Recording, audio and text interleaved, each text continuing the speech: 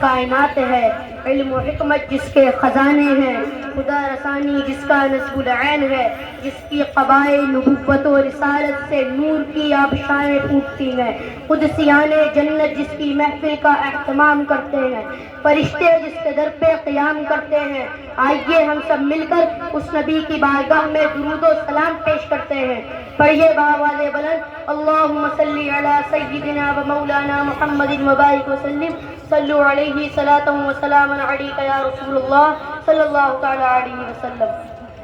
عزیزان من، میں اپنی بات کو یہاں سے شروع کرتا ہوں کہ اس 5ویں عرص شاہدی کے موقع پر یہ عظیم الشان اجتماع اس بات کا زندہ ثبوت ہے کہ کلام الہی ہمیشہ رہے گا، جو اونچا ہمیشہ تا اونچا رہے گا، رفعنا کا جھنڈا چمکتا رہے گا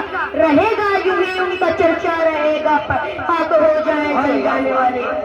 عزیزان گرامی، آج میں دنیا کے تمام انسانوں کو سیرت رسول کے نام پر دعوت فکر دینا چاہتا ہوں، اس لیے نہیں کہ ہم اپنے نبی سے محبت کرتے ہیں، بلکہ اس لیے کہ انسانیت کے نام پر، تہذیب کے نام پر، مذہب کے نام پر اور دنیا کو جنت نشاں بنانے کے نام پر متحد ہونے کا اگر کوئی اصل پوائنٹ ہو سکتا ہے تو وہ میرے نبی کا پاکیزہ کردار ہے، وہ میرے نبی کا اعلیٰ اخلاق ہے۔ سیرت کی تمام معتبر کتابوں میں آپ کو یہ روایت ملے گی کہ میرے نبی کی ماں جناب آمنہ فرماتی ہیں کہ جب میرے بیٹے کی پیدائش ہوئی تو ایک ایسا نور چمکا کہ میں نے اس نور کی چمک سے ملک شام کے محلات دیکھ لیے۔ پوچھو جغرافیہ کے اساتذہ سے، پوچھو کالجوں کے پروفیسر سے، کہاں ہے مکہ اور کہاں ہے ملک شام؟ درمیان میں اتنے فاصلے گئے، ہوائیں، خلائیں، سمندر اور پہاڑ، لیکن آمنہ فرماتی ہے کہ میں نے محمد کی نور کی چمک سے شام کے محلات دیکھ لیے۔ آپ فیصلہ کرو، اس نور کی چمک سے آمنہ مکے سے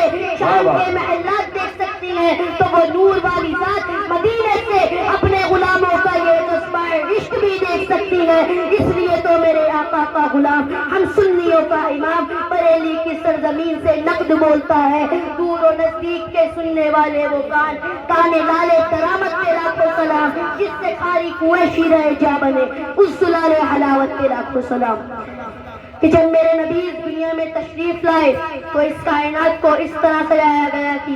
ایک طرف فرشتوں کی دربانی ہے تو دوسری طرف عصمتوں کا حصار ہے، ایک طرف عفت کے حجابات ہیں تو دوسری طرف تقوی کی پہاڑیں ہیں، ایک طرف تطہیر کا فرش بچا ہے تو دوسری طرف خواب شفا کا مصلی لگا ہے، ایک طرف تکبیر کی فضائیں ہیں تو دوسری طرف تقدیس کی فضائیں،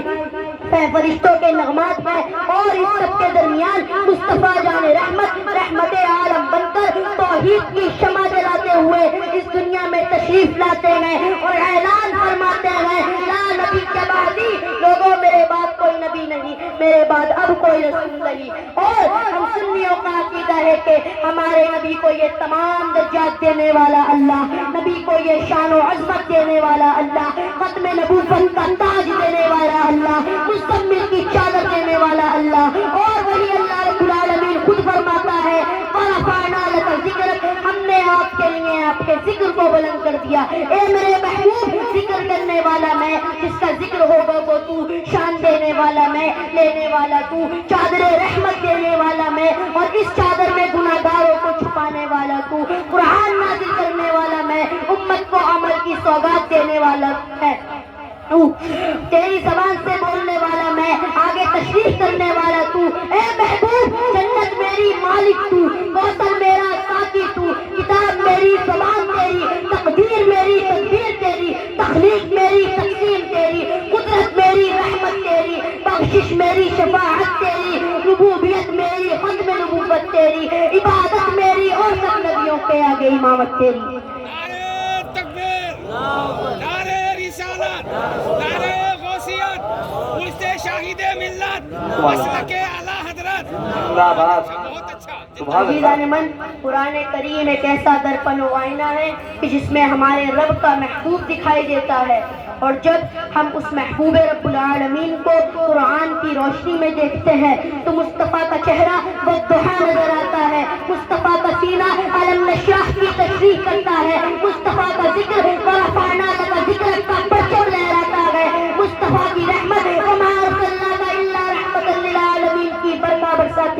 مصطفیٰ کا اخلاق قرآن بیان کرتا ہے، گویا مصطفیٰ کی حقیقت پورا قرآن ہے۔ آغاز سے لے کر انجام تک اے نبی آپ ہی کا ذکر ہے، ماضی میں آپ احمد گئے، حال میں آپ محمد گئے اور آخرت میں آپ محمود گئے۔ لواء الحمد کا جھنڈا آپ ہی کے ہاتھوں میں ہوگا، مسند نشین عرش اعظم آپ ہی ہیں۔ اس لیے تو میرے امام اہل سنت نے فرمایا ہے، عرش حق ہے مسند رفعت رسول اللہ کی، دیکھنے گئے حشر میں عزت رسول اللہ کی، وہ جہنم میں گیا جو ان سے مستغنی ہوا ہے خلیل اللہ کو حاجت رسول اللہ کی۔ سورج الٹے پاؤں پلٹے چاند اشارے سے ہو جاگ، اندھے ندوی دیکھ لے قدرت رسول اللہ کی، تجھ سے اور جنت سے کیا مطلب وہاں بھی